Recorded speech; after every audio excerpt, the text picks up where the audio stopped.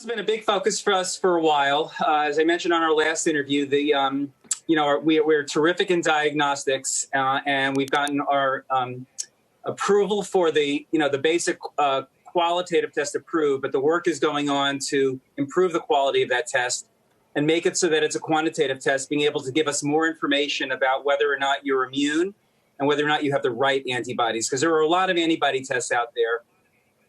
And I think the public, we're used to, in our society, being able to go for tests and relying on those tests. And I think at this point, we all want higher quality information from these tests. So Rich, as you're saying, you want to get better information. Can we get certain definitive information, or is that still months away?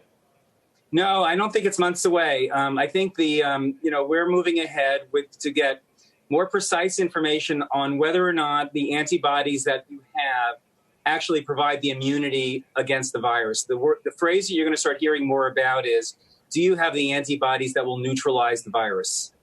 And that's what we're working on. I'm sure others might be working on it as well, but that's what we're working on right now.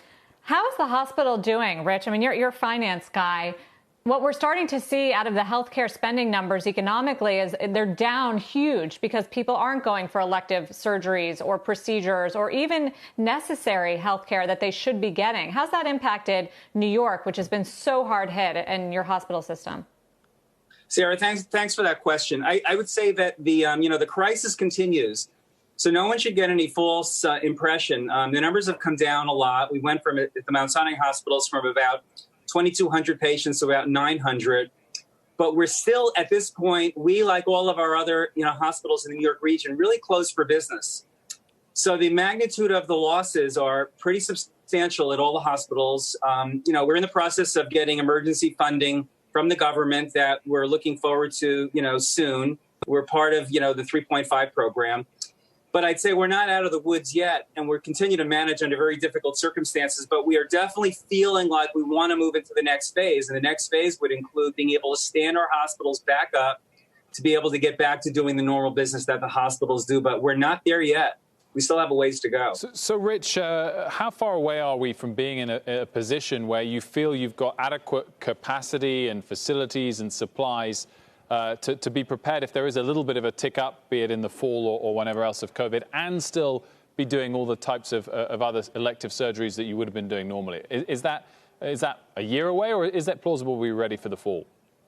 Well, I think that's a very tough question. It's the question that Ken Davis, our CEO, is focusing on with our management team, and they've been terrific. So they're focusing on first, which is what's the transition to stand ourselves up so we can provide the appropriate safety and environment to be able to go do your normal procedures that you would be doing that have been deferred until now. And then you're asking the right question is, are we going to be prepared for a next wave if it comes? And when would that surge occur? And obviously, the sooner it occurs, the more difficult it will be to be able to get all of the surgeries and other visits in. But no one knows. There's no ticker symbol. No one knows when this is going to happen. So we're going to need to be prepared to move quickly.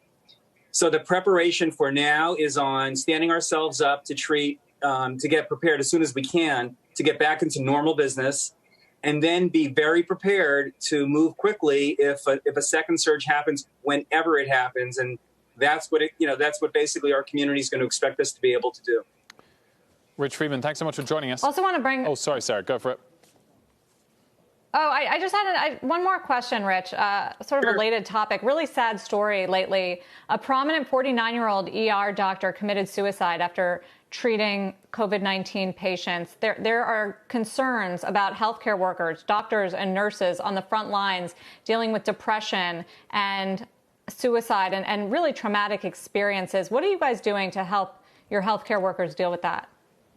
Well, this is a big topic, and when I saw the announcement of the woman who took her own life, it really shook me up. And I sent an email out to ask our team, Ken Davis and Dennis Charney, where we were, and we've now launched a new center for resilience, for stress, and for personal growth, designed to focus on the PTSD that we expect will come and has already come to our healthcare workers. The amount of death that they've seen in this shortest period of time has never been experienced anywhere. So it's a programmatic approach to this in terms of screening, in terms of, what therapies can be provided, both on a group and then individual basis. But we take care of our own is our motto at Mount Sinai. So we are very focused on this. It's a very serious issue. And we need these healthcare workers, who have a lot of chutzpah and togetherness at this point. We need them to keep standing up because we don't have another team. They're the team that has to go on to the next phases. We're very nervous about this, and we haven't completed, our studies yet, but we know that a very disturbingly high percentage of our healthcare workers, not just at Mount Sinai's hospitals, but around the country, are already suffering from PTSD. So we're focusing on therapies and programs to be able to work with them. And this is a key part of our focus right now. At first it was getting PP&E, but now it's focusing on providing the necessary, healthcare, mental health care, if you will, to our front line. This is a big issue.